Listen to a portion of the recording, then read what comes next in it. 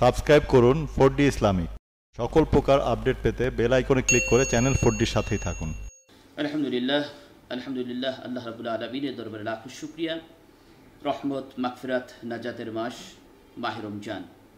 মাহে রমজানে আমরা সিয়াম সাধনা পালন করছি, রোজা রাখছি। আল্লাহ পাক আমাদেরকে তৌফিক দিয়েছেন। তো রোজার সাথে সাথে আমরা তারাবির নামাজ আমরা আদায় করি। আর তারাবির নামাজ আমাদের দেশে আলহামদুলিল্লাহ আল্লাহ পাকের মেহেরবানিতে প্রত্যেকটি মসজিদে মসজিদে, মহল্লা মহল্লায়, ঘরে ঘরে তারাবির নামাজ পড়া হয়। যে তারাবি সম্পর্কে বিশ্বনবী মুহাম্মদ রাসূলুল্লাহ সাল্লাল্লাহু আলাইহি ওয়াসাল্লাম বলেছেন যে যারা মাহে রমজান পাবে, ইমানের সাথে, ইহতিসাবের সাথে, সওয়াবের উদ্দেশ্যে যারা তারাবির নামাজ পড়বে, তাদের আল্লাহ তাআলা জীবনে গুনাহগুলি মাফ করে দিবেন। তো আলহামদুলিল্লাহ আমরা তারাবির নামাজ এশা নামাজের পরে আমরা তারাবির নামাজ আদায় করি। তো আমি আজকে মুফতি শাহ আলম সাহেব থেকে জানতে চেষ্টা করব যে তারাবির নামাজের মধ্যে কি ফজিলত রয়েছে। কারণ আমাদের দেশের মানুষ স্বতঃস্ফূর্তভাবে 20 রাকাত তারাবি পড়ার জন্য মসজিদে প্রায় সকলেই চলে যায়, সেখানে দীর্ঘক্ষণ দাঁড়িয়ে দাঁড়িয়ে। আবার আমাদের দেশে আলহামদুলিল্লাহ যে তারাবি শুধু 20 রাকাত নামাজ অন্যান্য নামাজের মতো ছোট ছোট ছুরা নয়, বিশাল কোরআন খতমের, পুরা 30 পারা কোরআন খতমের যে আমাদের দেশে একটা সিস্টেম চালু আছে, এই বিষয়ের উপরে আপনি একটু বলবেন কি? জি, দেখুন, তারাবির নামাজ প্রথম অবস্থায় আমাদের মাথায় রাখতে হবে আল্লাহ সুবহানাহু ওয়া তাআলা তার হাবিব সাল্লাল্লাহু আলাইহি ওয়াসাল্লামের মাধ্যমে বান্দাদেরকে জানিয়ে দিয়েছেন, যেটা নবী আকরাম সাল্লাল্লাহু আলাইহি ওয়াসাল্লাম নূরানী জবানে ইরশাদ করেছেন। এই রমজান মাস, এ মাসে রব্বুল আলামিন বান্দাদের উপরে রোজাকে ফরজ করেছেন। আর আমি নবীজি বান্দাদেরকে, আমার উম্মতদের উপরে তারাবির নামাজটাকে সুন্নত করে দিয়েছি। আলহামদুলিল্লাহ। ফারাদাল্লাহু আলাইকুম সিয়ামাহু ওয়া সানানতু লাকুম কিয়ামা। আল্লাহ তাআলা রোজাকে তোমাদের জন্য ফরজ করেছেন, আর আমি নবী তোমাদের জন্য সুন্নত করে দিয়েছি তারাবিটাকে। এই তারাবির নামাজের ফজিলত, গুরুত্বটা কতটুকু আমরা ওই হাদিস শরীফ থেকে জানতে পারি, যেটা বুখারী থেকে শুরু করে অন্যান্য হাদিসের কিতাবগুলোতে রয়েছে। নবী আকরাম সাল্লাল্লাহু আলাইহি ওয়াসাল্লাম পরপর 3 রাত্র সাহাবায়ে কেরামদেরকে নিয়ে মসজিদে নববী শরীফে জামাতের সাথে তারাবির নামাজ আদায় করেছেন। এত দীর্ঘ সময়, যা হোক, তৃতীয় রাত্র যখন আদায় শেষ হয়ে গেল, চতুর্থ রাত্রিতে আবার সাহাবায়ে কেরাম একত্রিত হলেন মসজিদে নববী শরীফে নামাজ আদায়ের লক্ষ্যে। নবীজি হুজরা মুবারক থেকে বের হচ্ছেন না। সময় যাচ্ছে যাচ্ছে যাচ্ছে যাচ্ছে যাচ্ছে, একেবারে এই রাত্রের শেষ প্রহরে বের হয়ে আসলেন।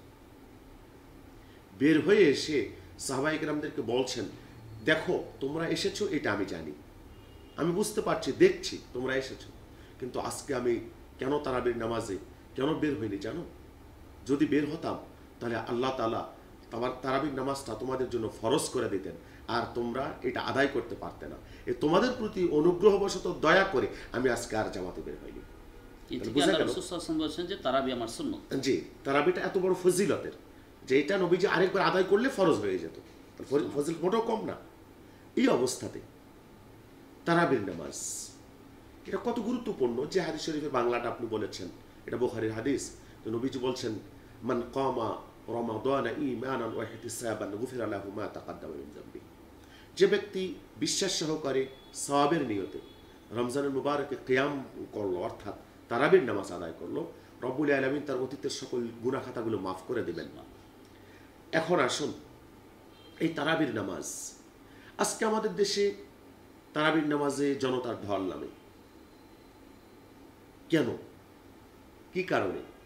তারাবির ফজিলত আমি তো বলবো যে এটা আল্লাহ তাআলার একটা খাস মেহেরবানি।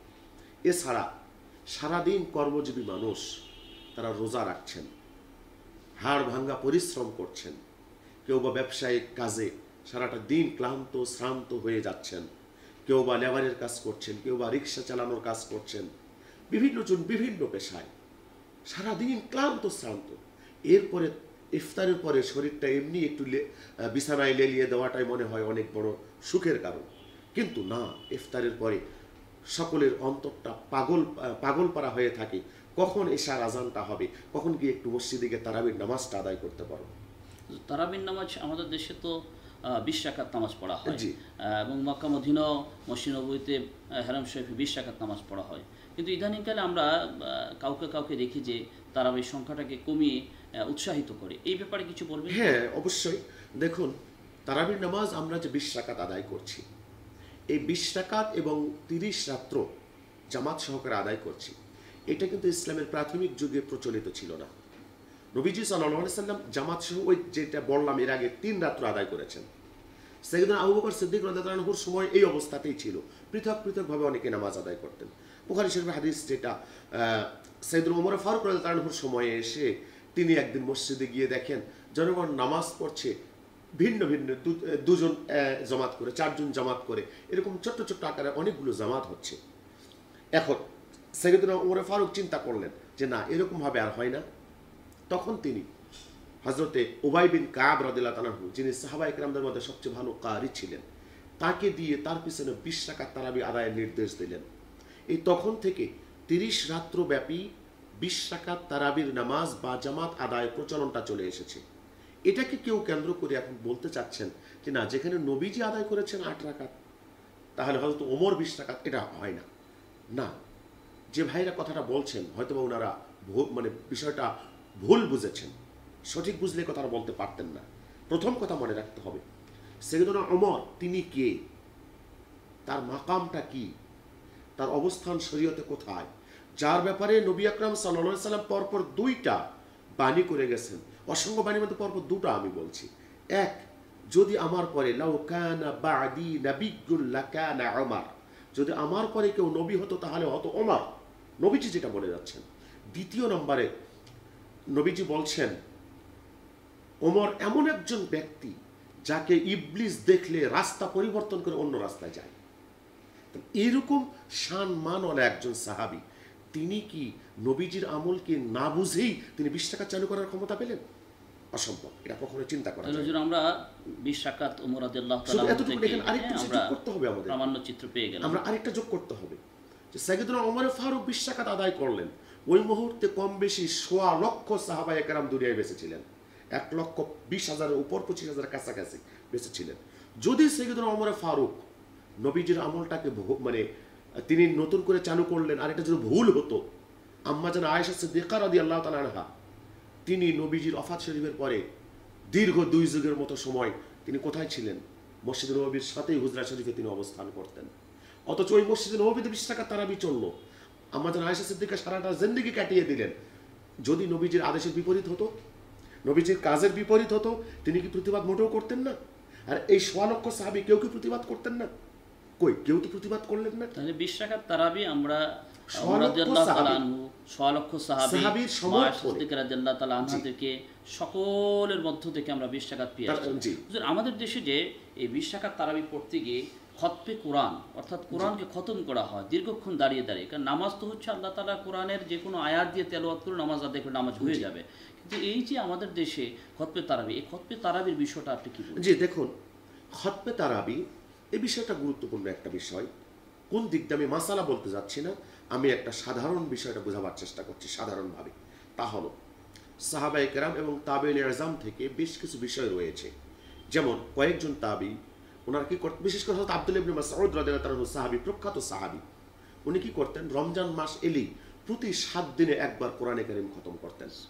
প্রতি 7 দিনে একবার, অনেকের যে প্রতি 3 দিনে একবার তারা খতম করতেন। তাবেঈদের যদি জীবন কথা আমরা ধরি, আমাদের মাযহাবের যিনি ইমাম আছেন, ইমাম আযম আবু হানিফা রাহমাতুল্লাহি আলাইহি, সহিহ সনদে প্রমাণিত, উনি রমজান মাসে কমপক্ষে 61 বার কোরআনে কারীম খতম করতেন। 61 বার খতম করতেন। কেমনে খতম করতেন 61 বার? ওনার জীবনে যদি আমরা দেখি তাহলে উনি প্রত্যেক দিন, যদিও এটা আমাদের একটা আলাদা পর্বে আলোচনা করবার দরকার ছিল রমজান মাসে কোরআনে কারীম খতমের বিষয়টা, তারপরে এসেছে একটু আমরা বলে যাই। ইমাম আযম তার জীবনে তো পাওয়া যাচ্ছে যে উনিও প্রতি পুরা রমজানে তারাবির নামাজে একবার খতম করতেন। ইমাম শাফি রাহমাতুল্লাহ আলাইহি তিনিও তারাবির নামাজে একবার করে খতম করতেন। আর আমাদের বেলায় যদি কথাটা ধরা হয় তাহলে বলবো এই পাক ভারত উপমহাদেশের মানুষ আমরা অনেকেই আছি বেশিরভাগ ক্ষেত্রে সহিভাবে কোরআনে কারীম তেলাওয়াত করতে পারি না। বেশিরভাগ ক্ষেত্রে এটা আমাদের চিত্র। তো রমজান মাস কোরআন নাজিলের মাস, এই মাসে কোরআনে কারীম তেলাওয়াত করা হবে বেশি বেশি, এইটাই কিন্তু রমজানের চাহিদা, কোরআনের চাহিদা।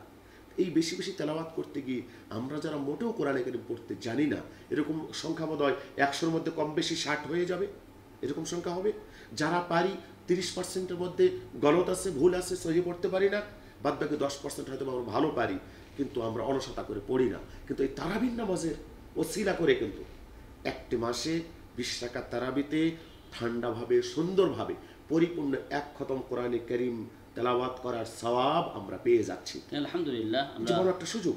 আমরা এই তারাবির মাধ্যমে, জি, আমরা 20 রাকাত তারাবির মাধ্যমে পুরো মাস ব্যাপী আমরা কোরআন শরীফ তেলাওয়াত করার, কোরআন শরীফ শোনার এবং অধিকতর রুকু করার, অধিকতর সেজদা করার আমরা একটা সুবর্ণ সুযোগ পেয়ে গিয়েছি।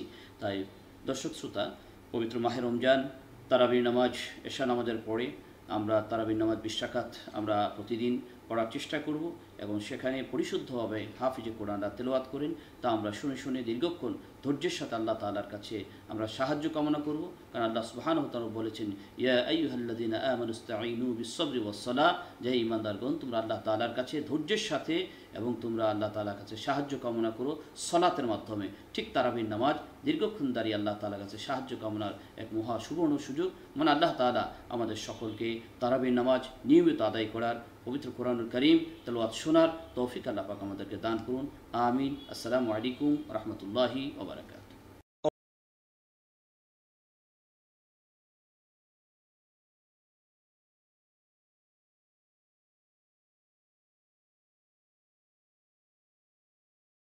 الله الله الله